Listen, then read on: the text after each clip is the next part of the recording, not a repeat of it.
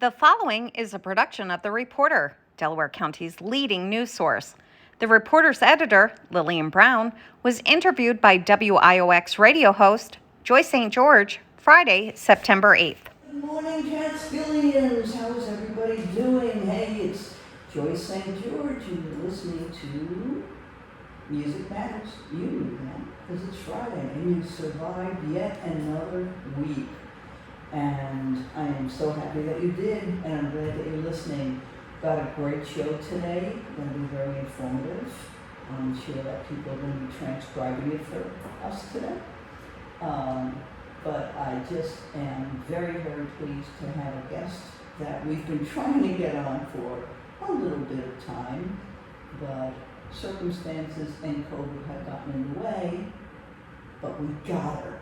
So, Lillian Browne from The Reporter, formerly known as the Walton Reporter, is here with us. Lillian is a veteran reporter, has been with the newspaper for many, many years. Will tell us a little bit more about that. But I am so pleased to have her because there's so much going on and so much flying around, if you will, of information, misinformation, gossip, whatever you want to call it. And sometimes you just got to go to the horse's mouth. Not that Lillian's a horse. I love horses. Anyway, I wanted to get Lillian here because there have been a few stories that I've been very troubled by. And the only way to really get any kind of information, again, is to go to the source. So, good morning, Lillian. Good morning, Joyce. Thank you for having me. Oh, I'm happy. So we have a lot to talk about. Indeed. So the reason I originally asked you to be on is because of the loss of the contract that the Reporter had with the county. And this is a contract for the ability for the county to place public ads and similar items in the newspaper so that we, the public, would know when there were meetings, public meetings, and then we could attend, right? That's correct. We, the Reporter, has been the official paper of Delaware County for hundreds of years, honestly. And that official designation, there's a Republican designation and a Democrat designation, which we'll talk about a little bit later, I think. Mm-hmm. And we've held the designation for hundreds of years, certainly before, or 100 years, certainly before I came on board in 2010. Mm-hmm. And we lost that designation. It was yanked from the Reporter. When? March of 2022. Okay. So that's about a little more than a year ago. That's right. And when you say it was yanked, tell me a little bit about that. So the circumstances are, they are what they are. The Reporter was advised that through a resolution by the County Board of Supervisors, after we had been designated and appointed in December to officially begin our one-year contract in January of this year. Of 2022. Okay. So they do this by resolution, the supervisors. So this is something that is renewed every year? Correct. Okay. And in March of, I think it was the third week of March of 2022, after being designated the first week of January, so however many weeks that was, maybe, I don't know, 8, 9, 10, 11 weeks later, we discovered by resolution at the County Board of Supervisors that we were no longer the official newspaper of record. So you were not given any notice? That's right. No warnings, no... That's right. So there were no discussions at all? Not to my knowledge. Uh-huh. I suspect there were many discussions that were held. But not with you? But I mean, not with the Reporter, not with the publisher, certainly not in public. but I'm certain there were many discussions that were held. Mhm. One of the reasons I was so desperate to get you on is because of what happened in Kansas with the Marion That's right. reporter. And Shocking. yeah, and you know, so just for listeners who may or may not remember what happened with it's a very local paper, the Marion Reporter, and there was a story that was going on about some a restaurant owner and With a liquor license. with about a liquor Right. license and about a DUI. Right. And all of that to me is just noise, because what ultimately happened is somehow or another the Marion Police Department acquired a search warrant, which for somebody like me who has a background in law enforcement was very confusing. But they got a search warrant, which meant a judge, a DA, had to approve it, to go into the Marion Reporter headquarters and to their publisher's house and to one of the reporters' houses, and to take whatever instruments, whatever machines, computers, notes, materials they felt were relevant to whatever case they were, required under this search warrant.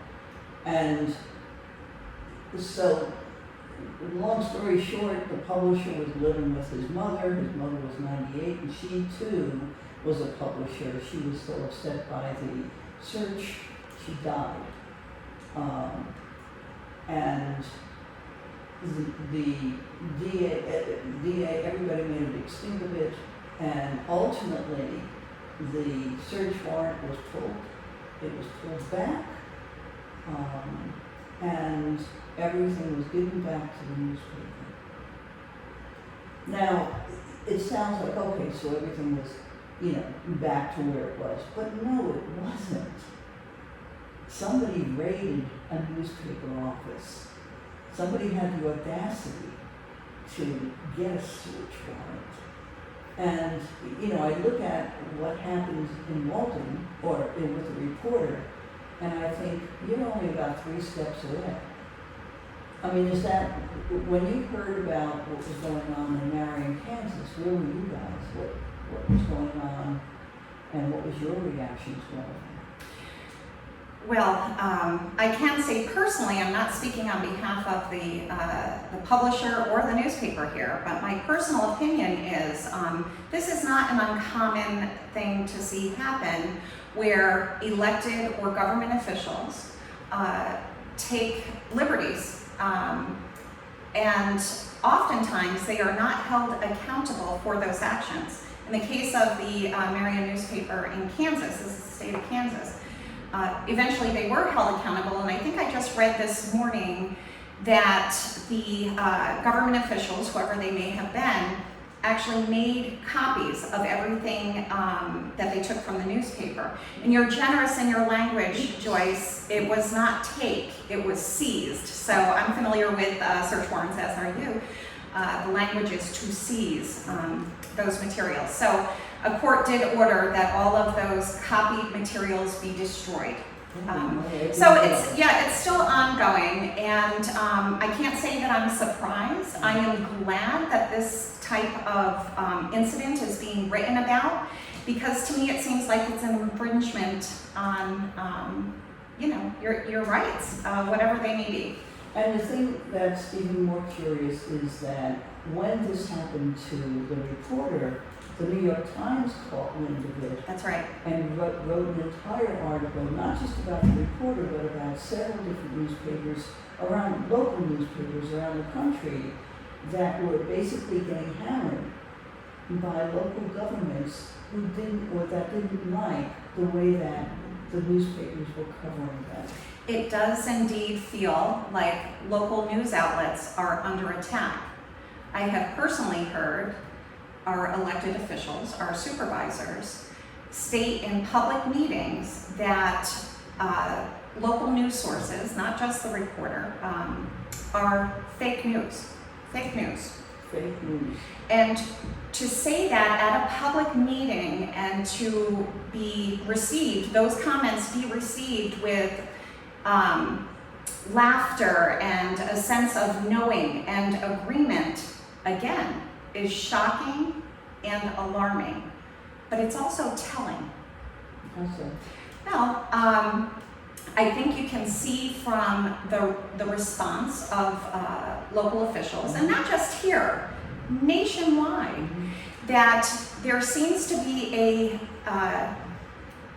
behind closed door efforts to disenfranchise local journalism, which is really the cornerstone of allowing taxpayers and residents to know what's happening in their communities.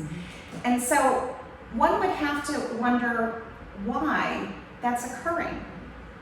And I just remember, so many times I would hear something from a government official, because I do talk to several of them, and then I would read in the papers and it would be a very different story.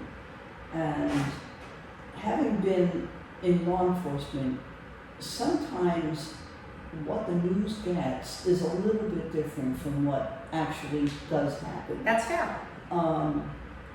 So are we just talking about, just small errors? Are we talking about, slight misinterpretations? What are we talking about? So I can tell you what the county's subsequent letter sent in March of 2023, a year later, said. And so however you'd like to interpret that.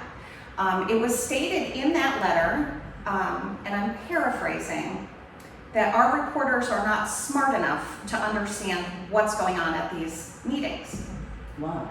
So that's insulting. But one of the things that we attempted to do, the publishers and myself, is to ask the question, where are these errors being made? What did we get wrong? Yeah. And can you believe it, Joyce? We haven't had one response, or lots of things. Here's the issue. We either videotape or audio record every single one of our meetings.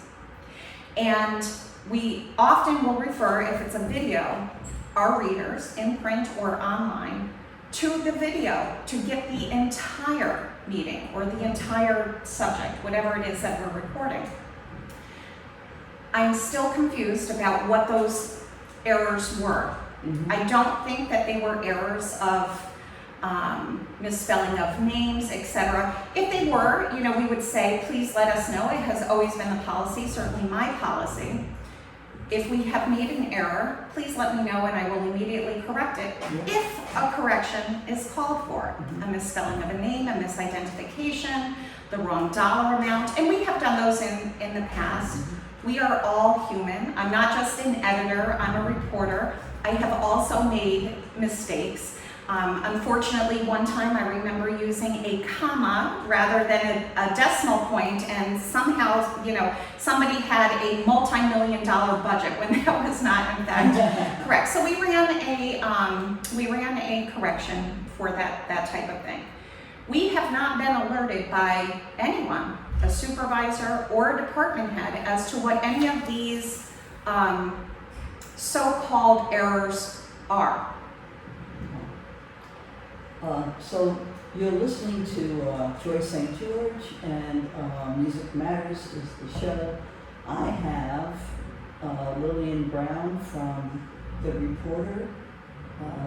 I'm speaking with her about journalism, local journalism here in the Catskills, and you are listening to WIOX Community Radio. You know we're live and local, and you can find us on 91.3 FM. You can also find us here at the beautiful campus of SUNY Delhi at 107.5. We are also on MTC Channel 20, and you can catch us anytime, anywhere on our website,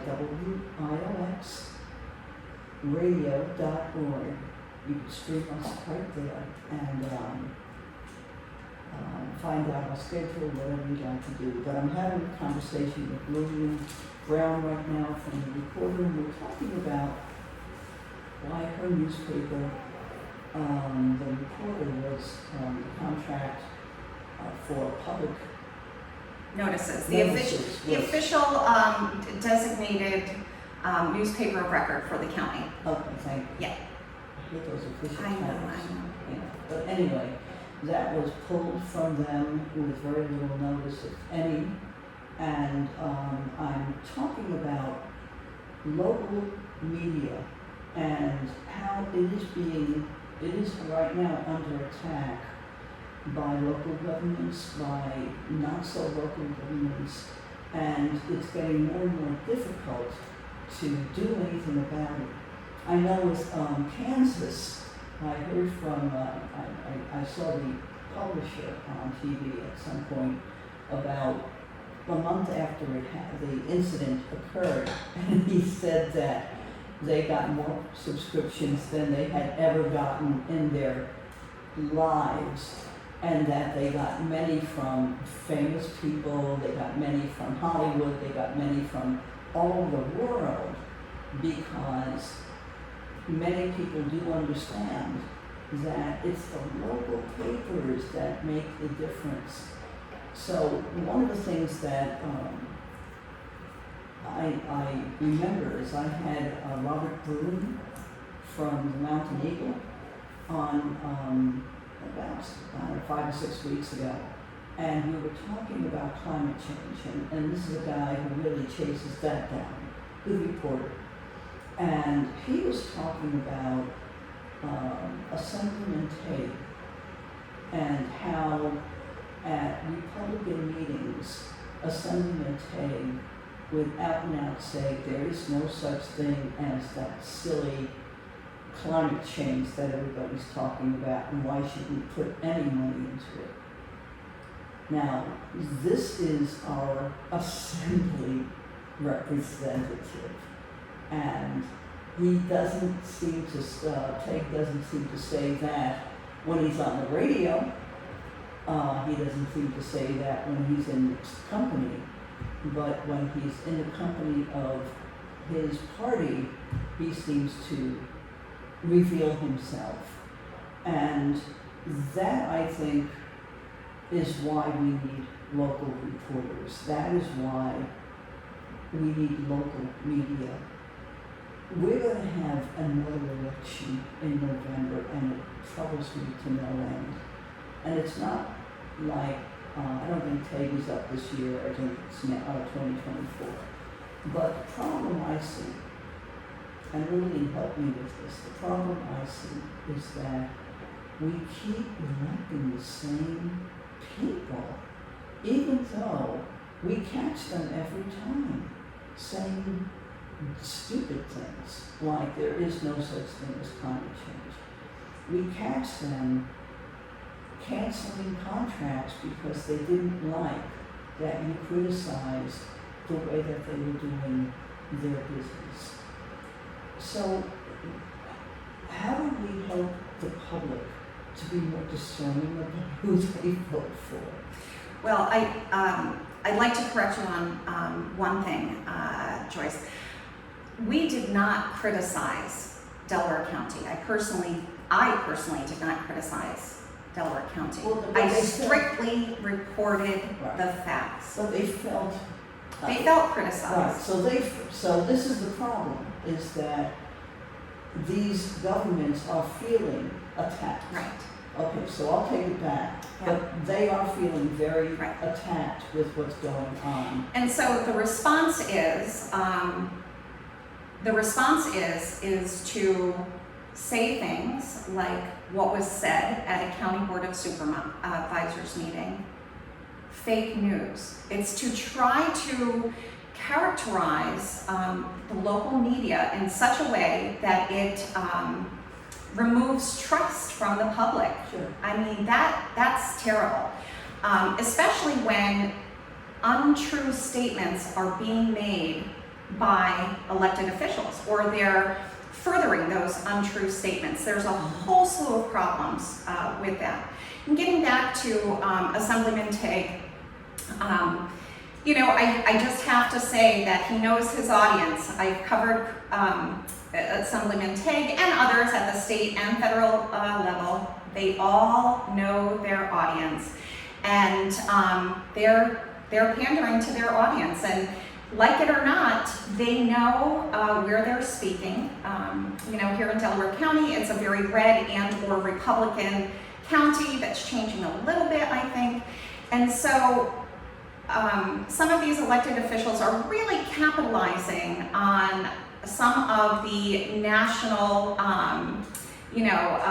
mind think of the GOP, which is fake news, and various things, climate change. So I don't really know how to answer your question other than read your local newspaper.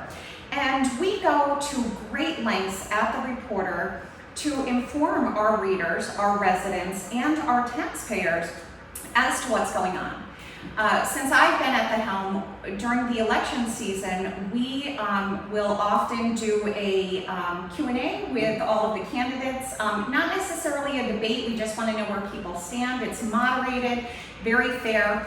But we've also given everyone who's running for elected office the opportunity to respond in writing to a Q&A, to introduce themselves to their potential constituency, and to voters. And I have to say, there has been a lackluster turnout in voting in Delaware County in the last couple of years. Mm-hmm. And one other thing I'd like to clarify, Joyce, is there have been some developments since that designation was pulled from the Reporter. We have come to learn, and a subsequent letter had been sent by the county saying that the designation was pulled because our prices for legal ads tripled. As a matter of fact, that statement was made in a legislative committee meeting last Wednesday by both Tina Millay and Art Merrill, and that is factually incorrect.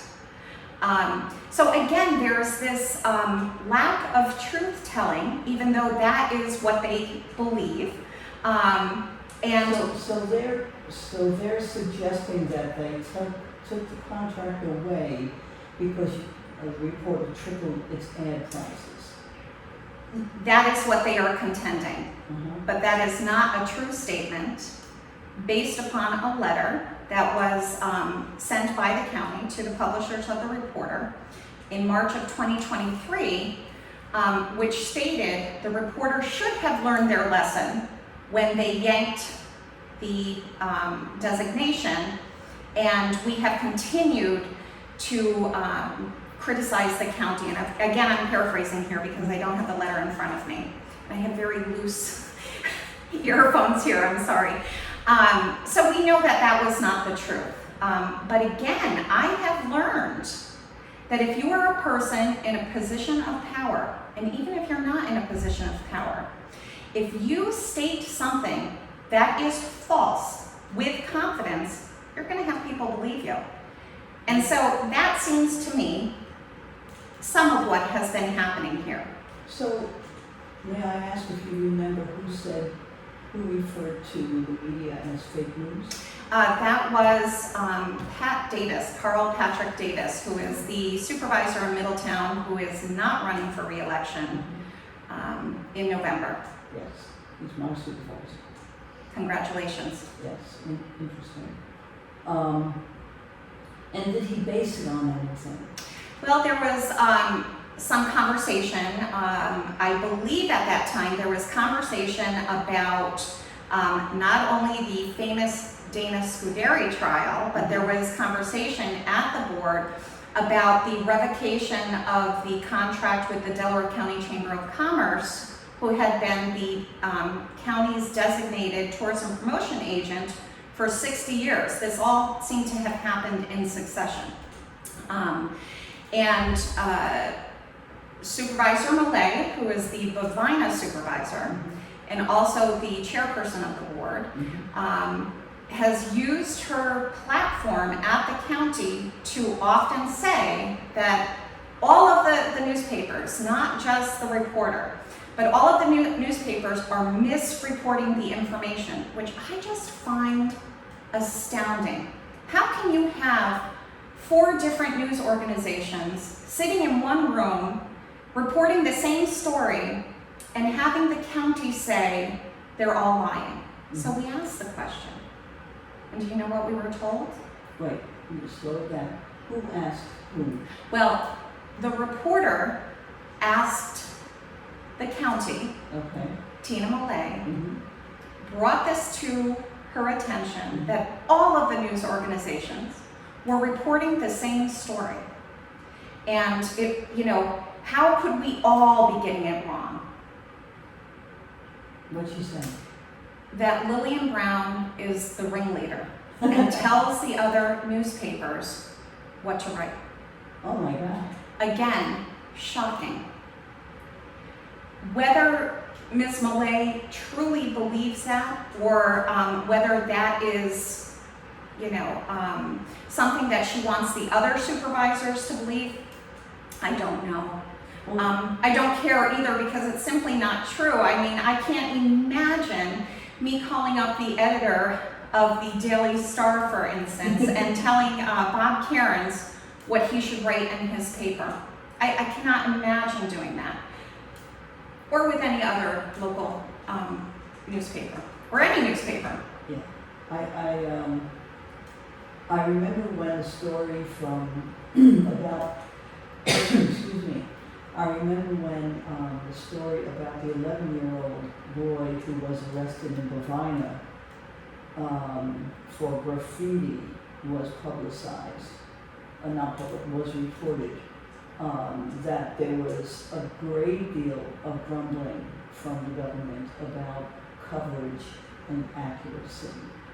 And one of the things that I had heard was that reporting was one of the nails in the coffin of the reporter, and why the reporter was had the contract taken away.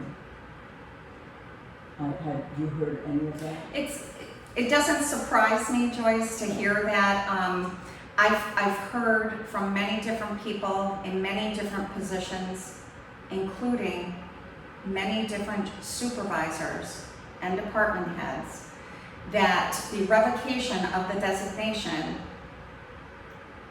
was about me personally, a dislike for Lillian Browne.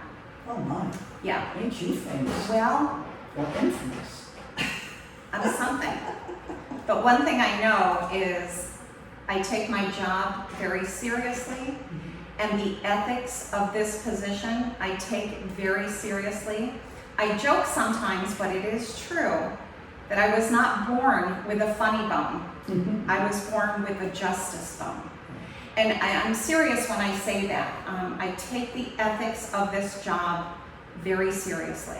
And I would never do anything to put, you know, the company in jeopardy, or to put the industry in question, you know. And as I say, we have recordings of everything. So to hear that we are making things up, that we're fake news, or whatever else is being said, is simply not true. We have the receipts, as the kids say these days. Right. Right? So is there anything that the reporter is doing to counter what the government is doing to the newspaper in terms of countersuing or anything like that? Well, I can say that we have consulted with legal counsel, and that is ongoing. But I can tell you what we have done in response.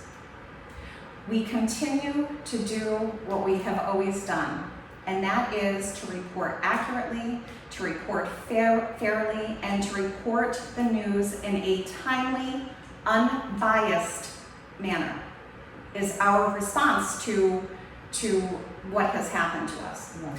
And I think that speaks volumes, because we have not heard, even though our reporting has remained consistent since that time, we haven't heard complaints about you've made this mistake or you've done this mistake or whatever they had been saying. Mm-hmm. So our response is to continue doing the good and honest work that we have always done. So let me get back to this Bovina thing because it bothers me. So I don't know how many people know that last August, not last month, but last August before, an 11-year-old boy was arrested. Correct me, please, if I get anything wrong. I don't think the term is arrested. Do you remember, Joyce, what the charge was? I've done about 15,000 stories since that time, but the child was issued an appearance ticket by the Delaware County Sheriff's Office. Mm-hmm. And I had that ticket in my hot little hand as I was assisting, verifying facts, because this was such a huge story, that I felt a reporter, our freelance reporter, needed to include some additional facts about what background, what had happened, Right, etc. it's a very touchy story. Absolutely, especially when it involves a child. So that the public knows, the listeners know, it's an 11-year-old child who was, who had engaged in some graffiti, Right. and he and his mother cleaned it, and then weeks later, It was weeks later. He was issued an appearance ticket. Actually, now that I think about it, I think the charge was criminal mischief fourth, right? And so I remember at that time there was a lot of complaining from the public, a lot of outrage. People were showing up at these Bovina meetings, and Facebook was afire. Please stop using Facebook. Stop using Facebook. So we looked into it and a little more carefully.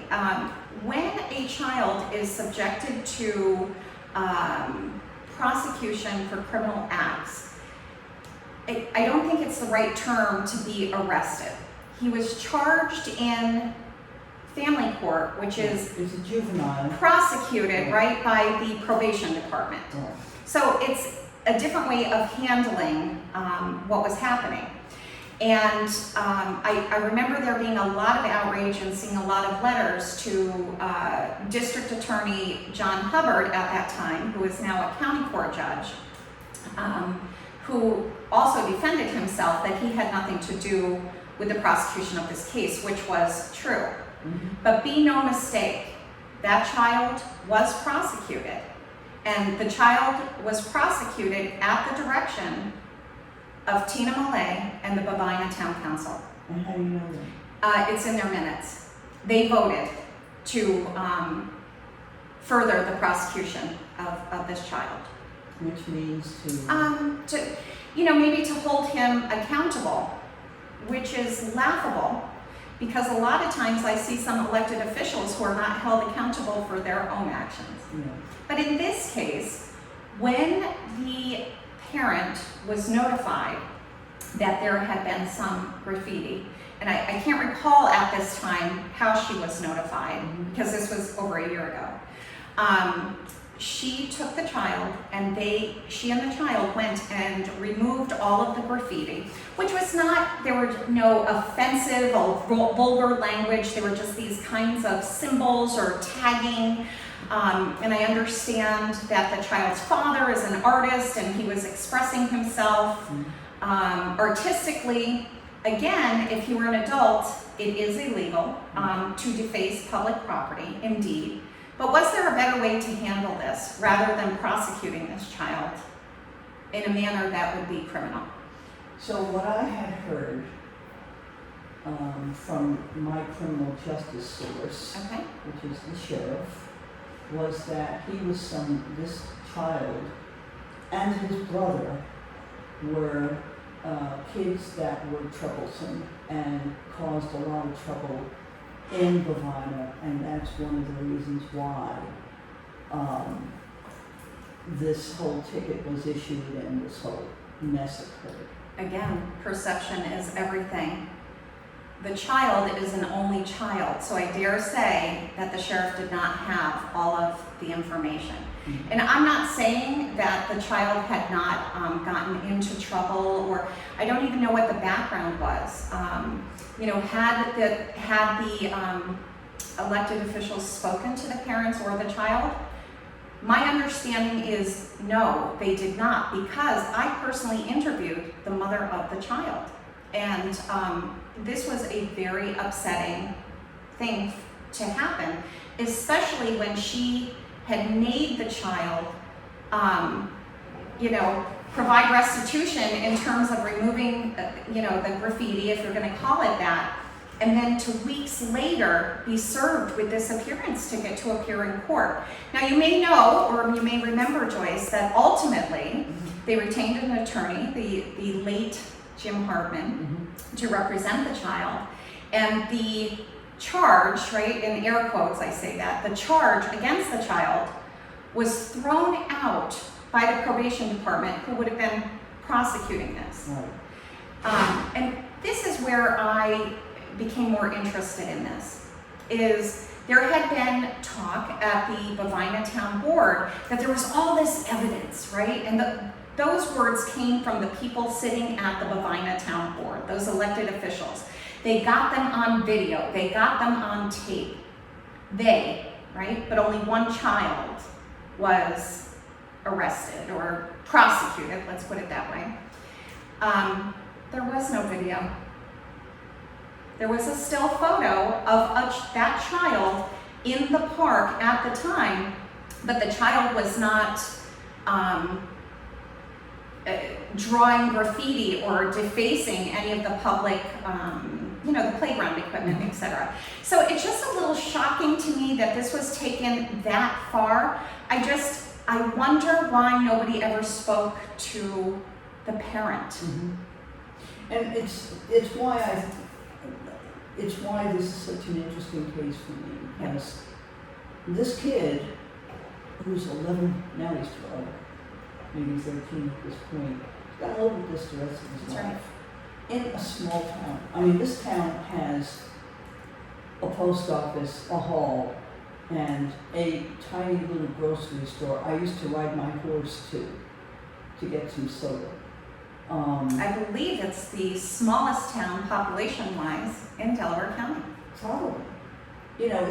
So this kid's gonna live in this town, his parents gonna live in this town, and this story is gonna live in this town. And it's, couldn't they have thought of some other way of dealing with it? Couldn't there have been, I just think about, if you're a government official, why, I always look at criminal justice as the last refuge. When everything else fails, it becomes a policeman.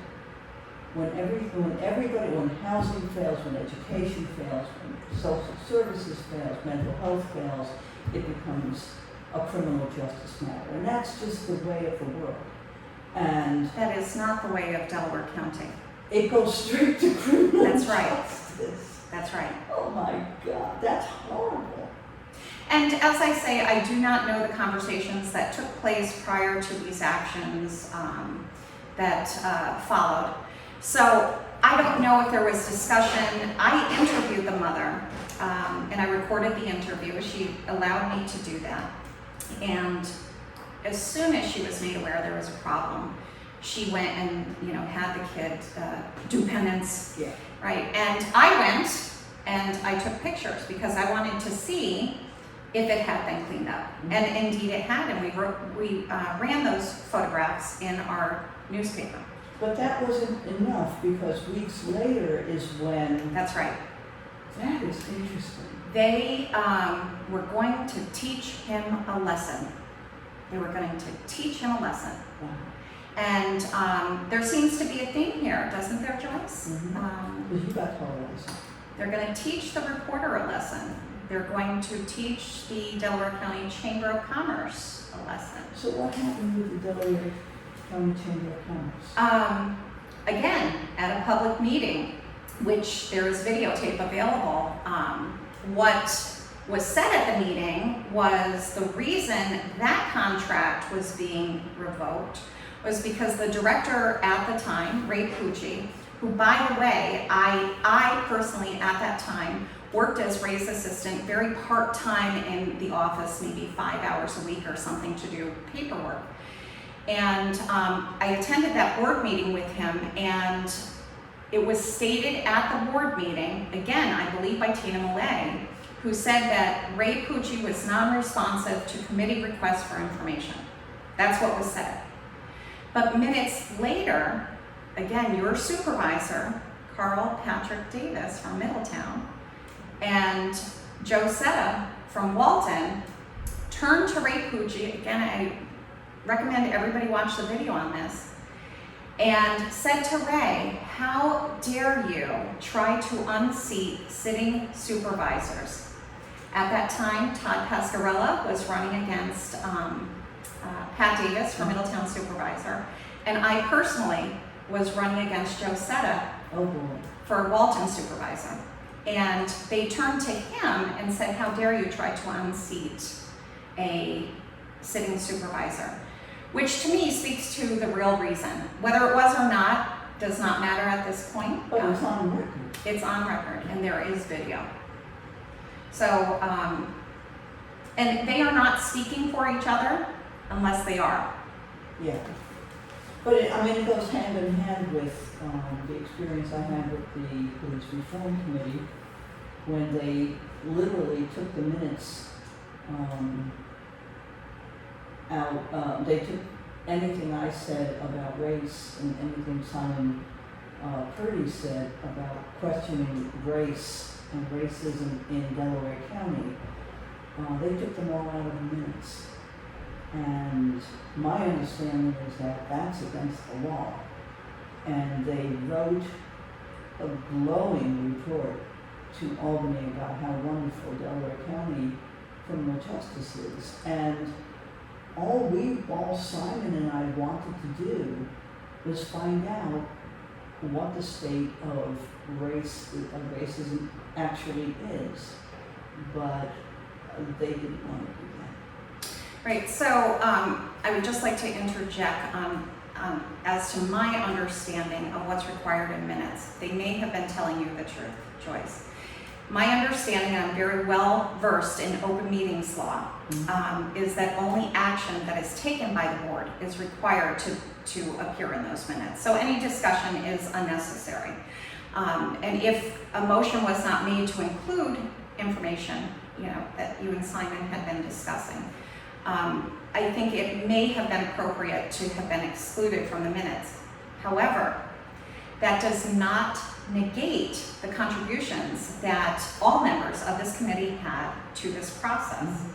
I recall that I did some reporting on this issue as well, and I had an interview with who is now the public defender, Joseph Ermetti, who actually agreed that there needed to be police reform.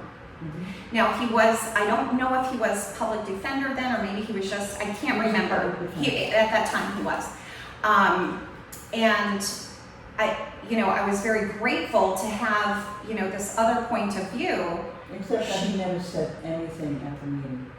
But he did to the newspaper after the fact. And though that doesn't help what had happened at those meetings, I think it was a fair depiction of what was going on really behind the scenes. So when you say sometimes what newspapers report is a little different than what happened at a meeting, you are absolutely correct. Because if there is information that's not reported at a meeting, such as the case of the Bovina child, such as the case in the police reform meetings, we do take it upon ourselves to get additional information, which we did in this case. And I think it's worth noting, Joyce, that you were not the only victims of the county in, criticism of police reform. The reporter also was heavily criticized by both the sheriff himself and the county board of supervisors for not fairly reporting, because we included those comments from Joe Ormetti, who is an appointee of the board of supervisors and an official for the county. And I can tell you that Joe Ormetti was emailing me at that time and telling me that there were racial problems, Right. but he would never ever bring anything up at a meeting. Right. And there's, are we living in a culture of fear-driven behavior? Well, I think that that's really where I'm at. And, every time I end my show, I always say, if you don't stand for something, you're going to fall for anything. And I think that we are nice people. We are very kind people, and we are very gracious. And because of that, we don't speak the truth. We don't speak what's really going on. We're sugarcoating everything. And those of us who do try to speak the truth get slammed. And I think that's what happened to the reporter. I think it's what's happened to many local papers. And there is this, it's a group thing. It's totally a group thing syndrome in these small governments where you have to band together. And Speaking of banding together, we can take this one step further. When this letter exchange happened, well, it was an exchange because I don't think the Shepherds, who are the publishers of the reporter, responded in letter form to the county. But I can tell you this. County employees, including department heads and maybe employees, but certainly department heads, were directed not to speak with the reporter. They were directed not to answer questions posed to them by the reporter. do they have a public information on this? They do. And I would often go through the public information officer, but other reporters from other news outlets were not required to do that.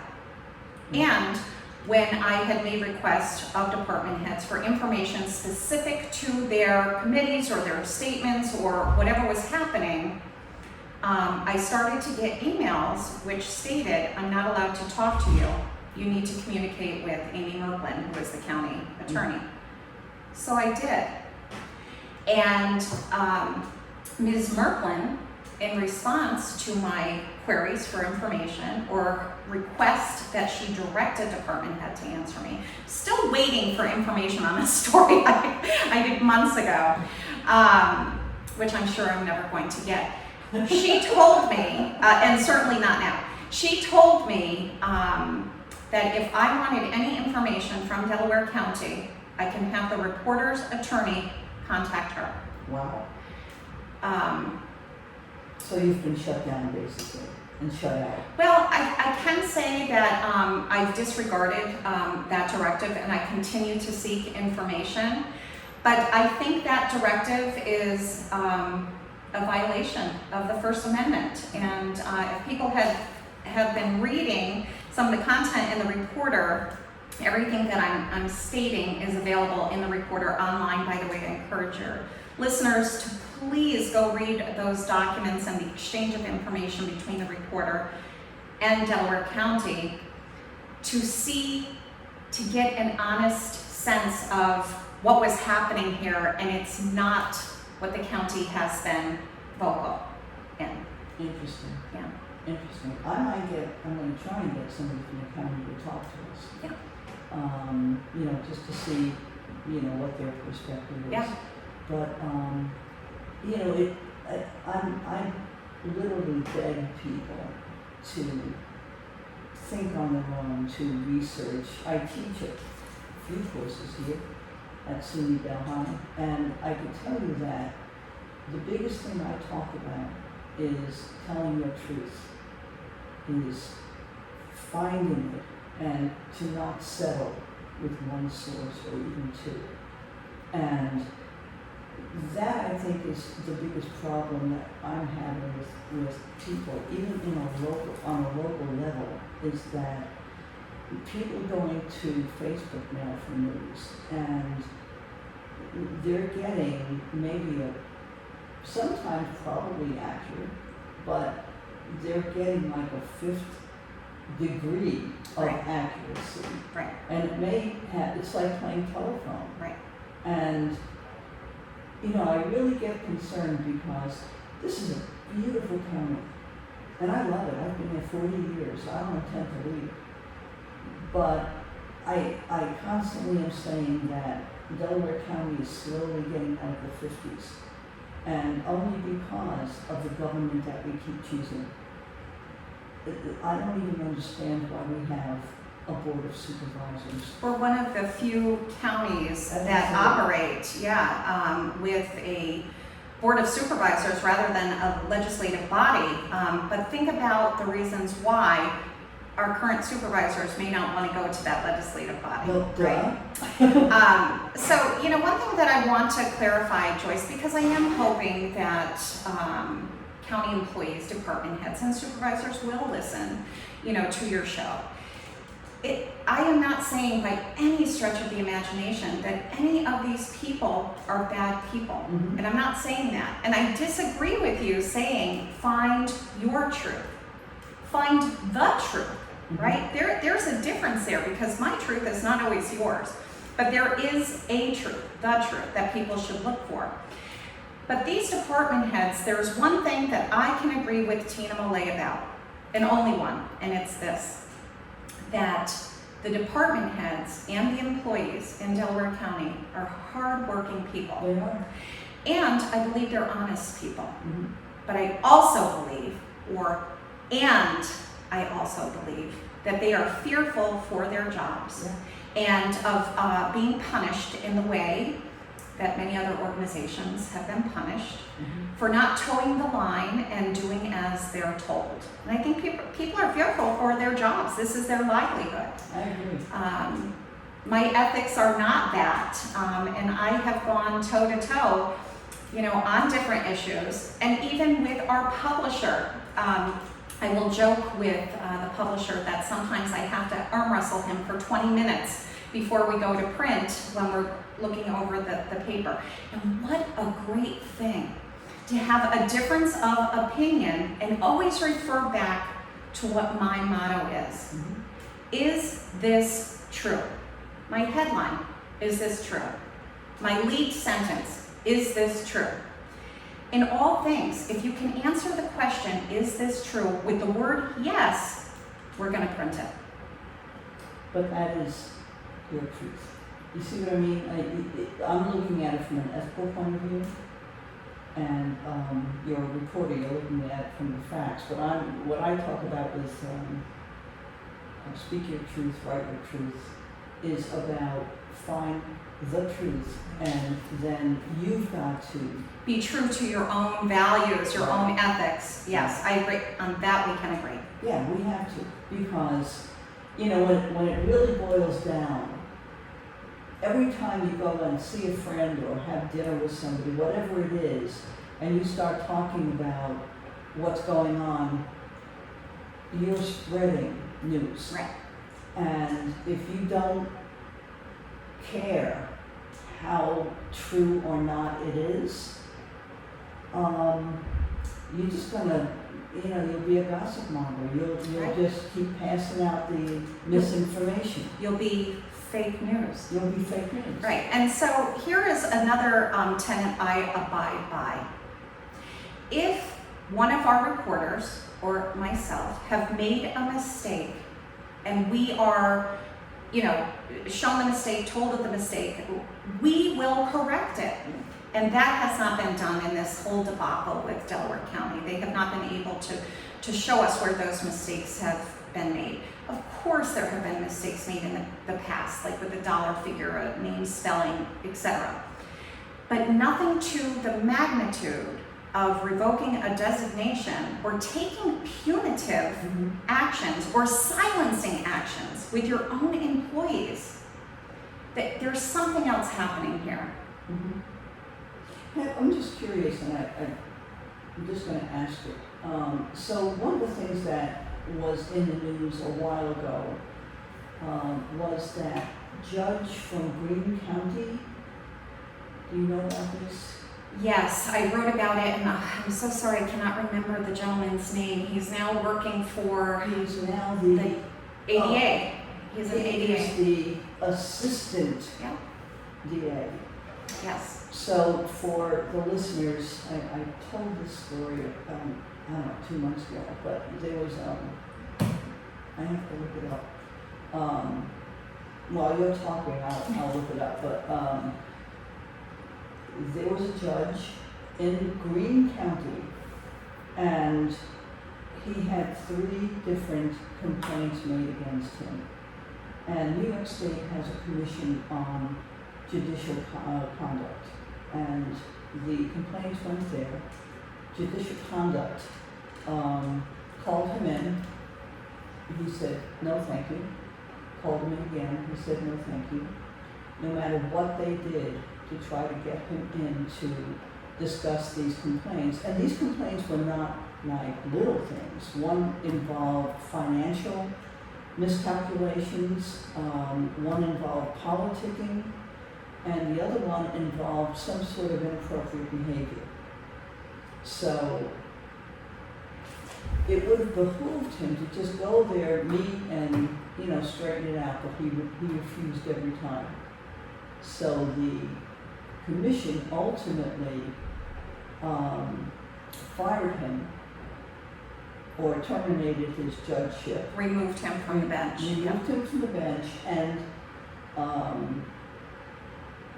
I guess said he could no longer ever serve as judge anywhere in the state. That's right. David Ricard is his name. Good job. And months later, where does he end up but in the district attorney's office in Delaware County? He is now the assistant district attorney, and he is the second in command, I believe, or somewhere around there. So he's making decisions on criminal cases for Delaware County after being removed as a judge. So what, do you have more information on that? Actually, I do, because I also reached out and interviewed David Ricard when this had happened. And so the timeline is a little muddled here. In my conversation with Mr. Ricard, I was told, I hope I'm saying his name correctly, I apologize if I'm mispronouncing it. I was told that he resigned from his position as judge before he was censured by the Judicial Commission, and the reason he did not appear for any of these proceedings with the state was because he had already resigned and had already taken the job with Delaware County. So are we splitting hairs with information here? Maybe. But I think the timeline is a little different than what may have been reported. And I think I read about this also in the Times-Union. And they got it right. I did make the effort and speak to the ADA, and he was very forthcoming in the interview with him. And I also interviewed our acting district attorney, Sean Smith, and that, again, the interview, the story appear in the Reporter. It's online, available to anybody who'd like to read it. They were both forthcoming with answers to the questions that I had asked that were motivated by the charges and the timeline. So his explanation was that he had already resigned and taken the position with the Delaware County District Attorney's Office, although he did not start at that time. He had already accepted the position. So that was his point of view. As to, and actually that was factual based upon what District Attorney Smith told me as well. He did resign while he was under investigation. While he was under investigation. Under his report. I said it correctly. Okay, good. And so He said what he said. Mhm. I reported it. He's making decisions based on prosecution. I don't know exactly what happens in a district attorney's office. Well, he's the assistant chief, Right. which is, I mean, he's next to the DA. I would like to believe, and I do believe, that Sean Smith operates the office of the district attorney with integrity. And I would be very disappointed to find out there was any type of shenanigans in that office. But if there were, you can bet I'm going to write about it. Well, I appreciate that. And, you know, I don't know the circumstances. I just think, you know, I'm somebody who investigated corruption in the 70s when it was absolutely rampant in New York City. And one of the outcomes of all of what happened in the 60s and 70s is that we did get my particular prosecutorial office, and that we all also got the State Commission on Judicial Conduct. So, and other agencies that would work on corruption. So I have a lot of respect for those places, and my beef is that go there and settle it. Don't leave it like that. I don't care what it was. You know, it could have been just silly stuff. Right. But go there and settle it and come here with a clean record, because there's going to be a really smart attorney who's going to challenge whatever this guy does Right. because of a conflict of interest. Right. And you bring up an interesting point, Joyce, because coming from the perspective of a journalist and an investigative journalist, a reporter, an editor, we can only report what people are willing to say or the documents are willing, provide, Yeah. right? And so when people shut us down or refuse to comment or say, talk to my lawyer or have your lawyer talk to mine, as the case in Delaware County, that really is a huge disservice. So I do agree with you with that. In Ricard's case, though, he did speak to me, and I have to confess, I do not remember the details of this.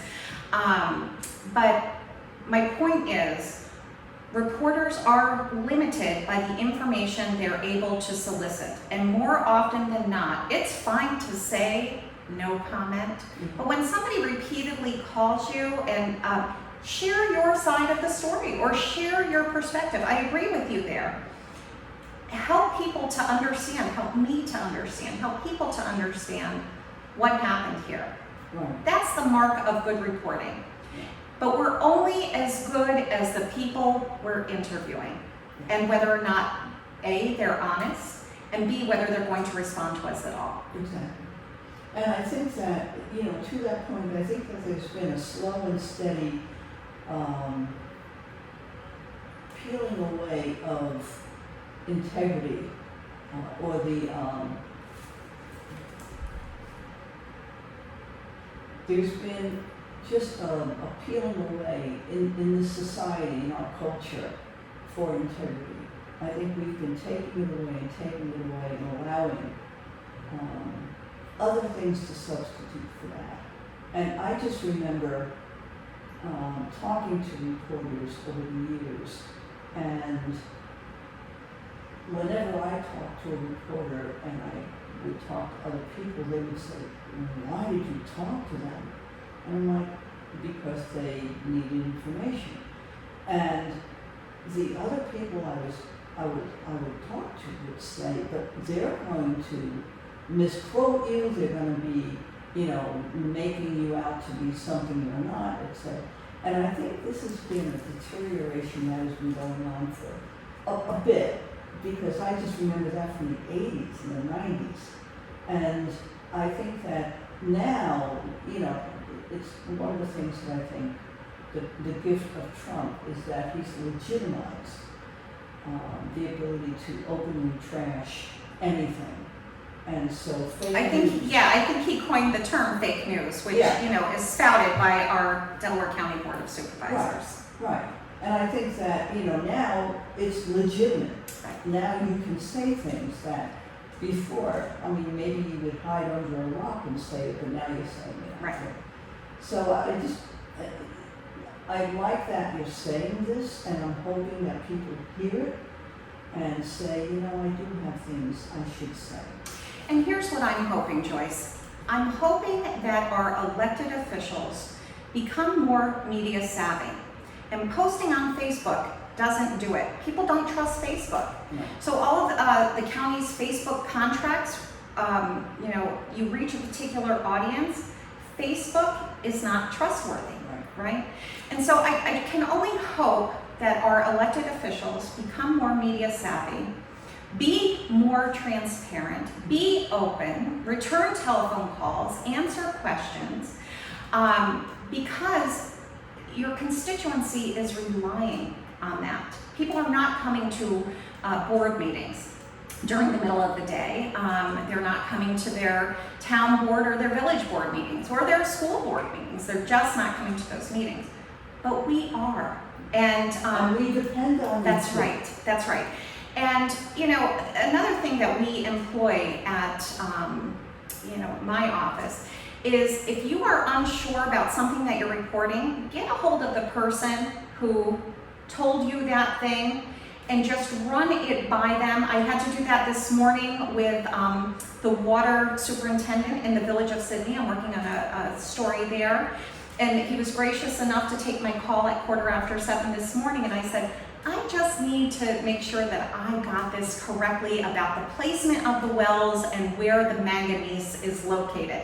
Because I wasn't sure after talking with him that I fully understood what he was saying. He was so gracious in answering questions for me. I wish more officials were like that. He is motivated, however, to make sure that people understand what's happening. And so he knows that the media, me in particular, the reporter, is a vehicle to get your message out. Mhm. We are not like the other newspapers in Delaware County that have a 261 in-county subscription or circulation. You know, we're over 4,000, right, between our print and our digital online version. We reach a lot of people, right? And so he's smart and savvy about how to get the word out. So he knows how to use the media, right? And that's to communicate his truthful message. The other thing that I'm hopeful for, Joyce, is that these elected officials get educated on open meeting law and what they are required to do in order to be in compliance with the law. Mhm. Despite Joe Seta saying 2 years ago that the comptroller's office only makes recommendations, it's the law. Law is law. And so that's where I stand. I'm just baffled. Just comply with the law. You know, if open meetings law says that you have to notify the public of a meeting, please notify the public. And please know the reasons that you can go into executive session and those reasons which are not permitted. That drives me nuts. Right. So what I hear about the Board of Supervisors when they meet is that they basically will have a very staged public meeting and then go into executive session very quickly. Is that the experience? Help me understand what No, goes on. that's not the way it works, but it does work that way sometimes, as in the last 2 board meetings, which they did not give notice. They canceled the meeting for legislative committee earlier in the month or a month before or something. And then right at the end of the meeting, Tina Millay, the Board of Supervisors meeting, Tina Millay said, I'm calling a legislative committee meeting directly after this meeting. You can't do that. It's in violation of open meetings law. She knew that there was going to be a quorum present. She did nothing to notify the media or the public. It's not just the media. She did not comply with the law. So, but that's not the way it always works. And here is where the reporter is a step above other newspapers or other media outlets. Our reporters, and shout out to Elizabeth DeFalco, who is top notch. I tell you, she's amazing. She's our reporter. She's she's our senior reporter, and she's just what a whip smart, excellent writer, excellent all around person, and so perceptive of what's going on around her. She attends every single county committee meeting. That's where the business takes place. So we really rely on Elizabeth DeFalco to bring us the news of what's happening. So she tells us what happened behind the scenes before we get to the Board of Supervisors, why it happened, what it cost, what motivated, et cetera, et cetera. We attend those meetings because we know that other people can't. Those other newspapers don't attend those meetings. So the reporter is really giving you the full picture of what's happening. Interesting. Very interesting. I just hope for our elected officials to stop pandering. If you're going to tell somebody something, make it so that you can tell everybody. Right. Don't have double talk. I'm just so tired of it.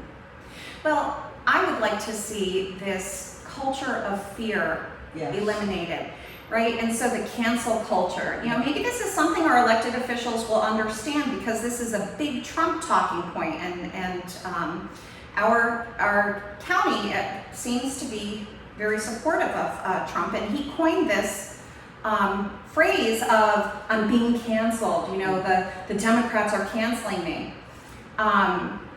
So I wonder if they're taking a page from the playbook of Trump, our supervisors that is, in attempting to cancel the legitimacy of other organizations simply because they don't like what is being said.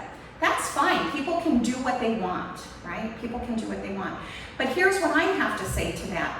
Knowing that you have a reporter there who is going to report on it, censure yourself. Yeah. Wait until an executive session, if necessary. Don't say those things in a public meeting, because we're going to report on them, right? And so those are my hopes for Delaware County and for the future. I do think that there is a path forward. I know there is. And listen, it is not just a small town, it's a small county, and we have to live together. We are neighbors, right? But the way our elected officials are treating our taxpayers and our residents, and even creating this culture of fear within their employees, is so dishonorable. It is. And the sad thing is, to the point you made before, is the people I know who work in the different areas are so wonderful. Right. I mean, I work with Delaware Opportunities at the Department of the Aging. I work with the schools. I've worked with so many nursing, public health. Because I worked with because I ran a food pantry. I worked with so many people, and they're great people. They're great people. They're great. But they know what's up. Right. And they know they can't cross certain lines. Well, I can tell you this because it did appear in print in our newspaper.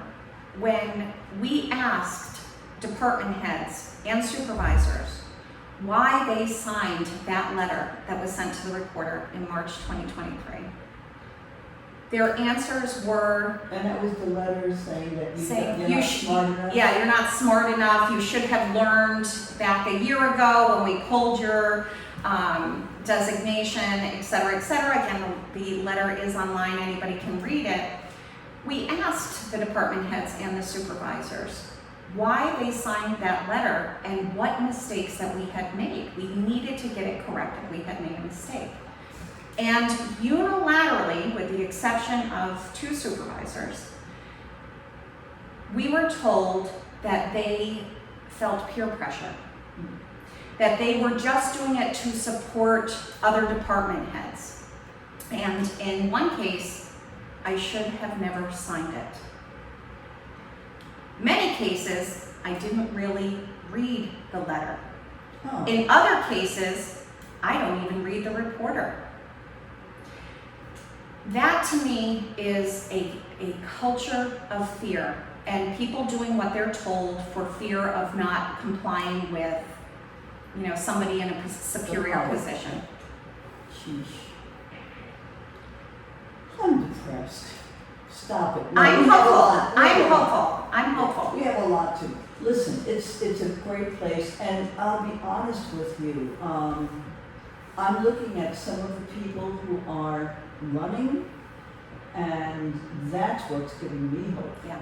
There are some amazing people who are running, and I do think that if we want to get Delaware County to start doing things to recognize things, very easy things, very easy, like what do we need to do to prepare for storms that we can't handle anymore because of climate change?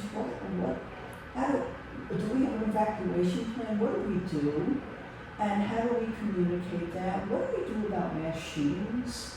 What do we, there's a lot of different things that I have questions about, and I know other people do. And when I go to the people who are already there, I get the same answer. And what is that? Oh, we have a plan. Right. We have a plan. It's on that shelf up there, and we made that plan 10 years ago. So all we have to do is take that book down And read it while it's raining. and read it while the snow's coming down. So I would like to have people who are not just smart but resourceful, and who are public servants. And I think that's the big thing. And I think that some of the people who are in office really go in with the idea of being a public servant. Somewhere along the line, I think the peer pressure, and I think, Agreed. I think the whole aura of being in that government and having to do certain things or else. Well, I also believe, Joyce, that it's wanting to be part of the club, Yeah. the good old boys club, right?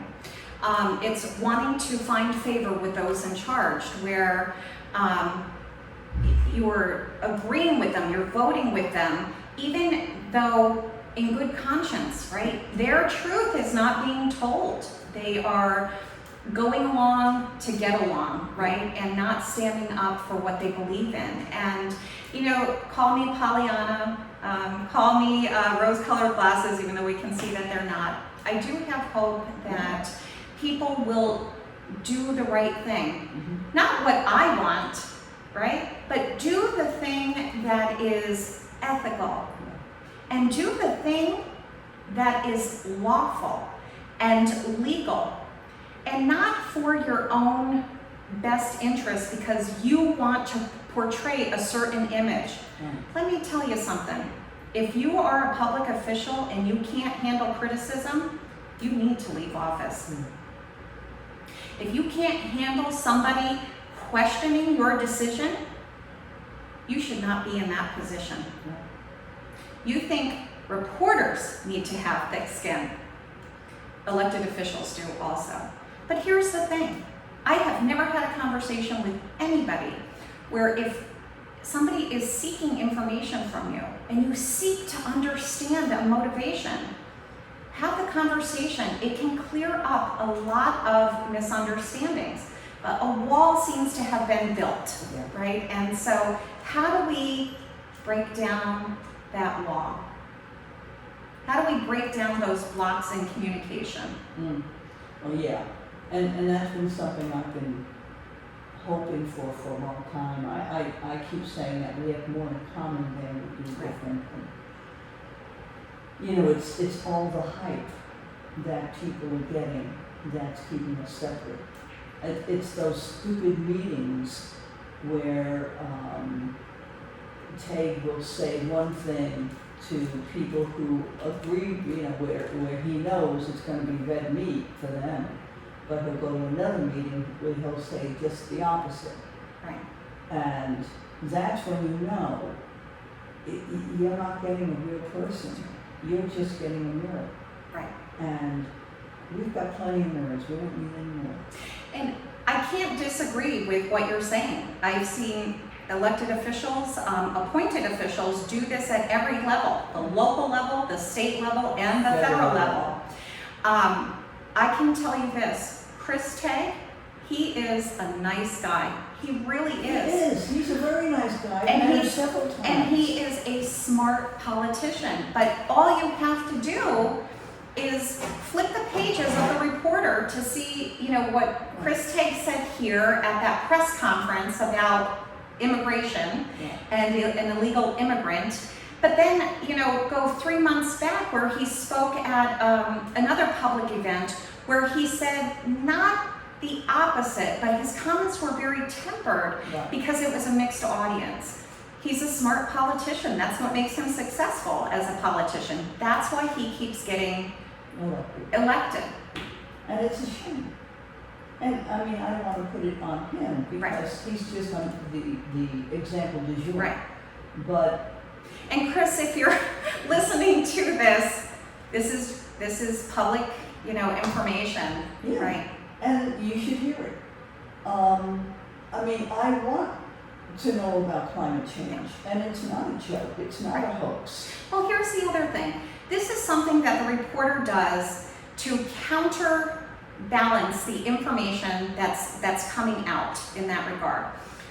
We, twice a week, do a free video summary with a weather observer, Frank Ward. He's very famous in certain parts of the county. He does a weather program for the reporter. I personally videotape him twice a week. And then he does a printed column in our paper giving accurate, he's certified for the National Weather Service, gives accurate forecast summaries and predictions about the weather, but he also talks about different things, Joyce. And one of those things that he has talked about is climate change. And Frank Ward says climate change is real. He's local. Climate change is real. And we just do not exist long enough in these human bodies, 1 century, if that, to see the cyclical pattern that we're in. So it's foolish to say climate change isn't real. It's foolish to say global warming is not real. It is real, right? And so when people argue with science, it's baffling to me. Me too. It's baffling. Me too. It's Joyce St. George, and we are having quite the discussion with Lillian and Browne. You're listening to Music Matters, and this is WIOX Community Radio, and we're listening, we can be reached at 91.3 FM, or you can find us at 107.5 FM at SUNY Delhi. You can also get us on MTC, that's Martinville Telephone Company's Channel 20 all day and all night. And you can also get us all day, all night, anywhere, anyway, at WIOXradio.org. That's our website. So you can stream us and find us and get our schedule there and, learn all about us. So we've been having this monumental discussion about Delaware County. We're going to be fixing that. With Lillian Browne, reporter for The Reporter, and talking about all sorts of things regarding our local government and its relationship to the media and also to the public, because when you talk about the meetings that, public meetings that we're having, and you talk about information flow, and you talk about how we're being represented, there's a lot of questions.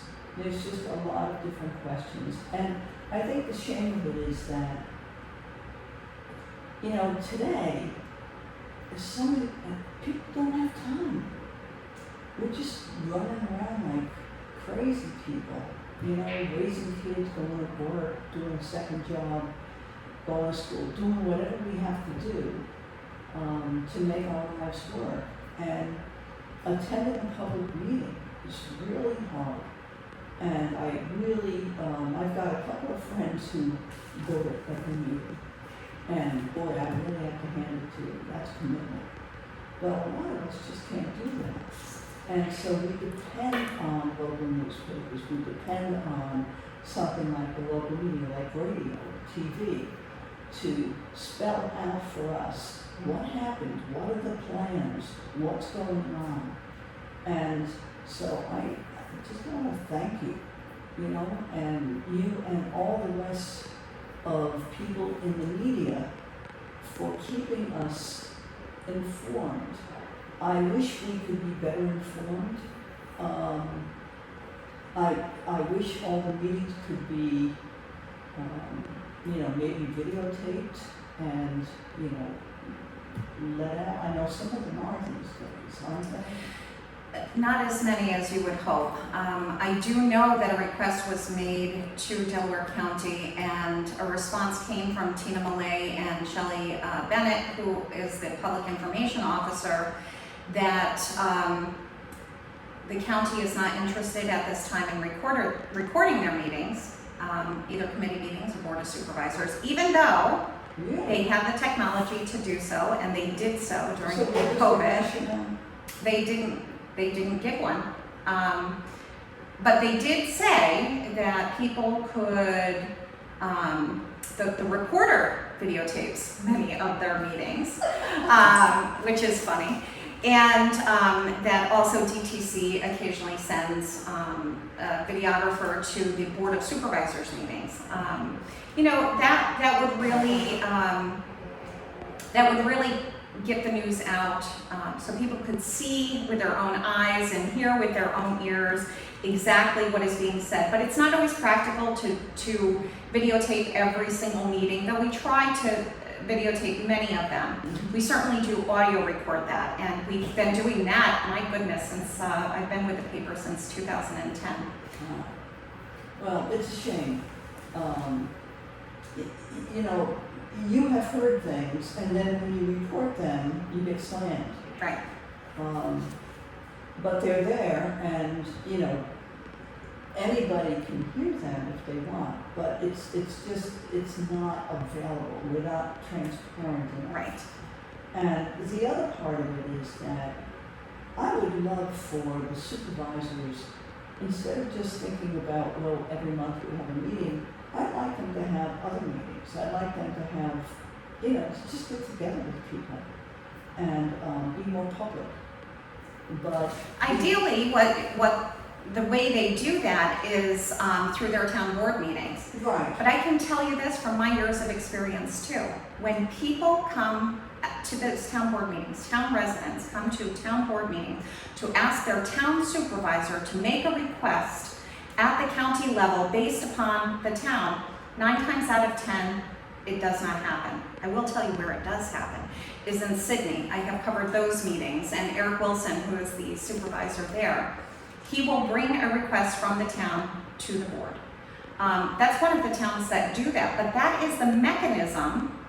Go to your town board meeting, contact your town council person, your supervisor, and tell them that this is what you would like. They should be bringing that to their committee or to the board as a whole, and I can tell you 9 times out of 10 that does not happen. How do you know that? Because we record the meetings. Interesting.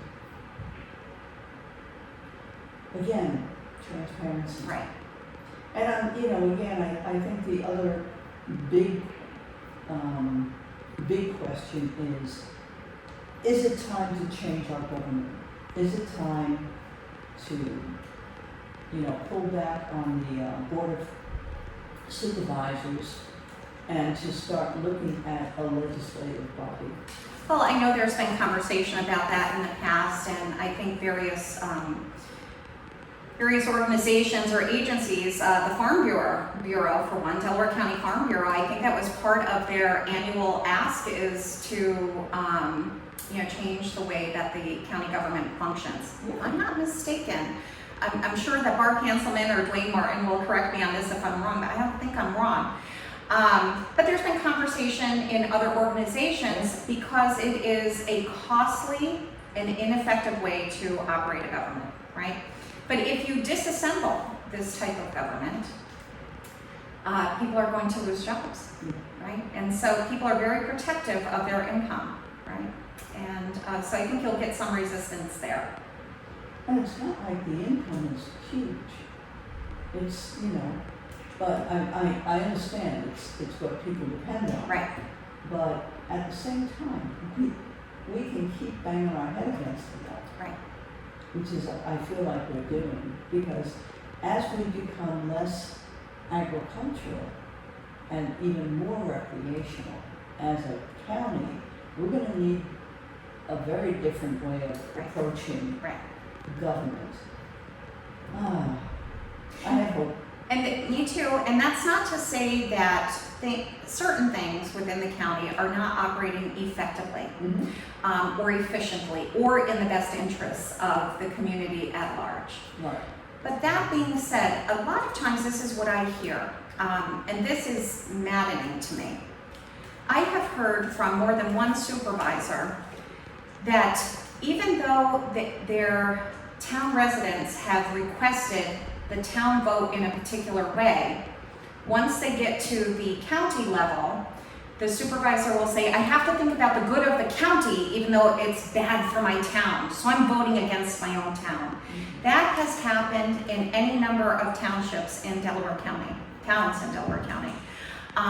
It's unconscionable. The people who elected you to the office, I get that you represent the county also, but you represent the voters and the residents and the property taxpayers in your town to act with their interest in mind. And sometimes I'm seeing these supervisors vote against their own constituency. And there's no leeway, there's no way to integrate the ideas? Perhaps you can say this, right? No one vote is going to change anything, right? Because it's weighted voting at the County Board of Supervisors. So let's just say, let's pick on Wayne Marshfield, and I'm not picking on you, Wayne, for the town of Hamden. I wonder if Wayne would vote no because he's been requested by his constituency, his residents, to vote no on a particular issue. But when he gets to the County Board of Supervisors, where all eyes are on him, he will then say, I have to do what's in the best, interest of the county. But go one step further. My voters don't want me to vote yes, or vote no. Vote in favor of your voters. You're not going to change a vote with one town, right? This is where, people are not being true to themselves. Right? And also, if there is a reason why the town is voting no, well, what is that reason? Right. And how does that affect the rest of the county? Right. So that's why I'm saying, asking about the leeway, because that sounds to me like you need to negotiate this. Right. This is not a yes and no. And usually the negotiations take place in these committee meetings, or sadly, in executive session, instead of taking place on the board floor, which is where these discussions should be taking place. And to their credit, there are a number of supervisors who do that, but not all, and not enough, right? Yeah. So things are being done in secrecy with no explanation, and I think people would be happy, I might be happy, with an explanation, any explanation, right? But there simply is not one. Or it's not truthful. Or there's just silence. Wow. And that has to be frustrating for the average Delaware County voter. To get these non-answers. Yeah. Hence, we depend on Local media. local media. Well, listen, I appreciate you. You've been here, and I'll put a card out for you. Thank you for letting me come on Oh, no. the show, Joyce, and I'm expecting you come visit from time to time. I'm happy to. You know, I just think that we are all in the same boat. Right. And, you know, I have people who do listen to the show, I found out.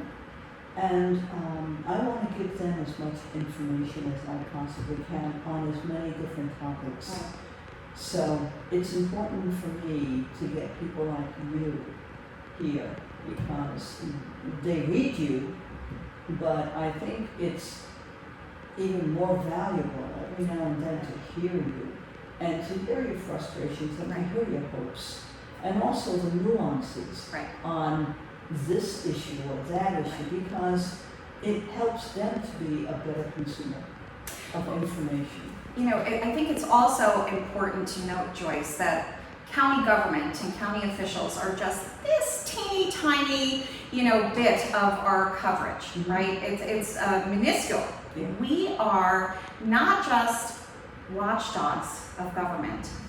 We are the ones who are telling our residents, our voters, our taxpayers, what's happening in your community, what's happening in your neighborhood. I mean, we have an amazing group of freelancers, and of course I mentioned Elizabeth DeFalco, who bring us these wonderful stories about what's happening in our local communities. You know, we have this amazing art scene that has developed over the last couple of years, which I'm so thrilled to be, you know, see covered in our paper. But we have so much more than just what's going on with county government that is contained in our weekly print but online daily digital version of the Reporter. This is where you can come to get accurate information about what's happening not just in government but in your community. And for anyone in a position of power who has an axe to grind to disparage or discredit the integrity of the local newspaper is just unconscionable. We are more than just reporters on county government. Yeah, I mean, listen, even Socrates criticized us all, you know, and at the same time said, we need gadflies. Yeah. We need people who are going to pick on us. And do you know something? I love that. Yeah. My personal ethos is, tell me where I'm wrong. Yeah. Tell me where you disagree with me. Let's have a conversation. I want you to change my mind. Yeah. You know, I approach everything with a curiosity, which is, it's a genuine curiosity about how things work. And I am not so set in stone that I am not unwilling to change my mind. That cannot be said for many of the officials that we cover. But I love to hear, you got it wrong. Okay, tell me where I got it wrong. Help me to understand that. But that's not what's happening. There is no true discourse. There is no conversation. There's just damnation and disparaging remarks and defamation. I mean, there's all of the things that make it very, very hard in some cases to be able to do your job. Yeah. And I would invite any public official to come on the show and talk to us about what we're talking about, because I think it's important to hear, and I'll be reaching out to, you know, as many as I can. I think it's important to get the public officials' perspective. I remember Antonio Delgado, when he got elected, and I ran beside him, and so we campaigned together, got to know each other, and he came to a barbecue a year later after he was sworn in, and he talked about what it was like to be a congressman, and he talked about the good old boyism. He talked about how he had to literally get mean about not accepting gifts and freebies, and that he was going to do things his own way, and that he didn't need to be a part of a club. And I was listening to a young guy who had just gotten into politics, who was fighting for his integrity and to maintain his own ethics. And here he was making all this money, having all this clout, and coming to us, and he didn't talk policy or politics at all. He just said, "Here's my frustration. Yeah. Here I am, I'm a public servant, and I'm getting thrown all these goodies. I don't need them. Just tell me what I want, what I need to do, and what I need to know, and who I need to talk to." And I thought that was the best political speech I ever heard, because he was totally honest. Right. And just similar in that vein, Joyce, I would extend that same invitation to any of the supervisors, of Board of Supervisors, to contact me and have a conversation. Okay, when you're done with Joyce, please give me a call at the recorder. Right, but therein lies the difference. We seek to understand, right? Yeah. And so help us to understand what's happening here. There's, somebody's got to break through. Yeah. And there's got to, we're screaming, we're crying, we're begging for transparency. Right. We want to be part of that. Well, come on, talk to us. Will we ask you hard questions? Oh yeah. Right. Will we listen? Oh yeah. I've had Sheriff Devon on. I've had many political people on. It's an interview, and you want to get to who are you for real, and what are you telling me, and how real is it? And the one thing I always promise the listeners is that I will be as true as I can to what I hold on to, my own ethics. So I am going to insist whoever comes through this door and is on the other mic does the same. Right. So come on. And I'm thankful for that opportunity, Joyce, and here's why. People will read something that I have written in the paper, they would read a story with my byline, and automatically make an assumption about who Lillian Browne is as a person based upon what they're reading of a meeting coverage or an event coverage, etc. But that's not the whole picture. And one of the things that is a little scary, right, is how a picture is being painted, and I can speak from my own personal experience. A picture is being painted by some elected officials that I am this or I am that. Would you like to know who I am? Would you like to know who Lillian Browne is, Joyce? I'm afraid. I'm a grandmother. I'm a tree hugger. I'm a nature lover. I'm a community member. I am a property owner. I'm a mother, right?